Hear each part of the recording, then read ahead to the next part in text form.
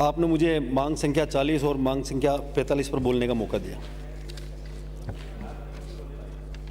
सभापति महोदय, आज स्वायत्त शासन पर बहुत ही महत्वपूर्ण एक चर्चा हो रही है। मेरी विधानसभा में 2 नगर पालिका है, आसिंद और गुलाबपुरा। वहाँ की स्थिति में सदन में आपके माध्यम से बताना चाहूँगा। अधिकारी लोग भी यहाँ विराजित है, मंत्री महोदय यहाँ है नहीं। मेरे आसिंद में 4 साल की सरकार के कार्यकाल में लगभग 18 से 20 एईओ चेंज हो चुके हैं और 2 साल कोरोना के निकलने के बाद पिछले 12 महीने से वहाँ का जो एईओ का जो पद है वो खाली है। और सहायक राजस्व निरीक्षक एक पद है वो खाली है। सहायक सफाई निरीक्षक सेकंड एक पद है वो खाली है। सहायक अभियंता एक पद है वो भी खाली है। कनिष्ठ लेखाकार एक पद है वो भी खाली है। कनिष्ठ लिपिक 5 पद है, 5 ही खाली है। ड्राफ्टमैन कम सर्वेयर एक पद है वो खाली है। कंप्यूटर ऑपरेटर एक पद है वो खाली है। चौकीदार का एक पद है वो खाली है। सफाई जमादार का एक पद है वो खाली है। और सफाई कर्मचारी के 38 पद है जिसमें 10 खाली है।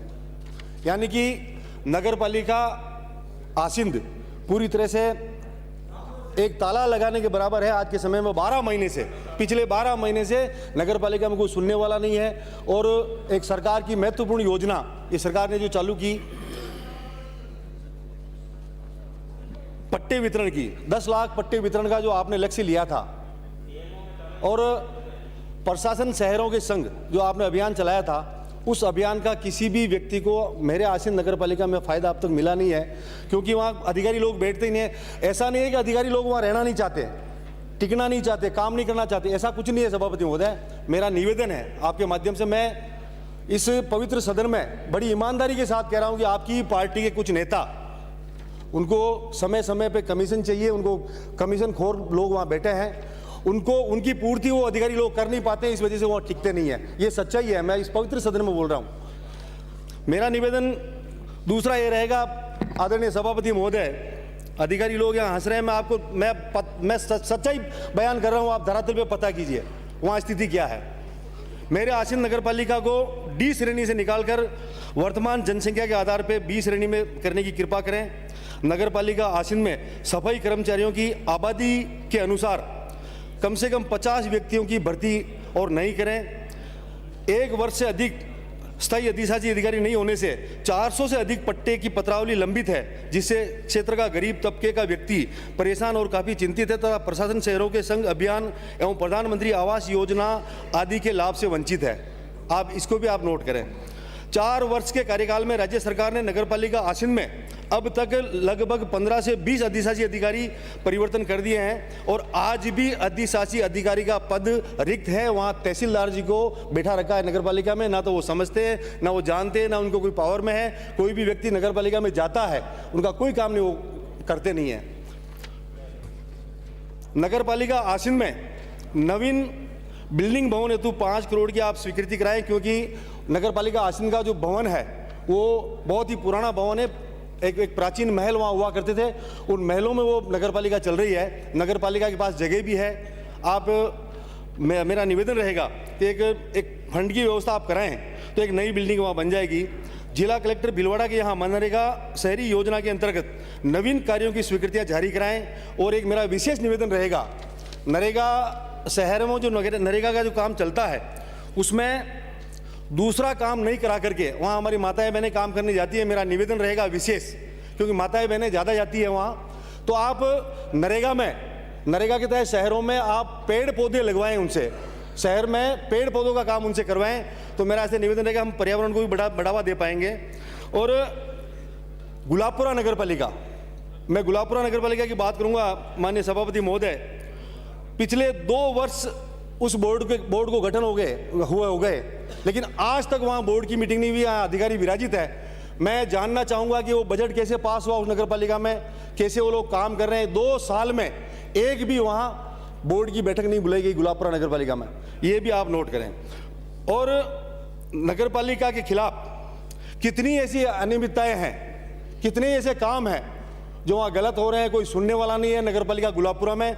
और सरकार ने बजट घोषणा में जो सड़कें दी है नगर पालिका में, आप पता करें धरातल पे, जहां लोग रहते हैं जिन कॉलोनियों में, वहां एक भी सड़क नहीं बनी है। सारी सड़कें जो वहां कॉलोनाइजर हैं, जो पूंजीपति लोग हैं, उनके वहाँ जिन्होंने नई नई कॉलोनियाँ काटी है, वहाँ सड़कें बना दी है। जहाँ लोग रह रहे हैं वहाँ एक भी सड़क नहीं बनी है गुलाबपुरा में, ये भी आप पता करें। और सफाई की व्यवस्था पूरी तरह से चरमराई हुई है नगर पालिका में। गुलाबपुरा में लगभग आधे से ज़्यादा कर्मचारी वहाँ भी रिक्त है, वो भी आप भरने की कृपा करें। और गुलाबपुरा नगर पालिका में लगभग 2500 से अधिक पट्टों के आवेदन आए हुए हैं, जिनमें इस 2 साल के कार्यकाल में 250 से 300 पट्टे केवल दिए हैं, केवल नाम मात्र के पट्टे, वो भी बंदर बांट करिए सभापति महोदय। मेरा ये निवेदन रहेगा, इसकी भी आप जांच कराएं। और नगर पालिका गुलाबपुरा में आप पता करें कुल कितने वाहन हैं, वो कहाँ कहाँ चलते हैं, कहाँ वो जाते हैं, कितना डीजल उनमें जलता है। 2 साल पहले जो बोर्ड था उसके समय में डीजल की खपत कितनी होती थी, आज डीजल की खपत कितनी होती है, इसका भी आप पता करें। क्योंकि गुलाबपुरा शहर वो की हुई है, आधा किलोमीटर भी वो शहर बड़ा नहीं है। मैं दावे के साथ कह सकता हूँ 2.5 गुना डीजल के बिल गुलाबपुरा नगर पालिका में ज़्यादा उठ रहे हैं। वो डीजल कहाँ जा रहा है, कहाँ उसकी खपत हो रही है, इसकी भी अधिकारी लोग यहाँ बैठे हैं, आप जाँच करें। और मेरा एक विशेष निवेदन रहेगा, पार्षद जो चुन करके आते हैं वो भी जनप्रतिनिधि हैं, पार्षदों की सैलरी कम से कम 10,000 की जाए।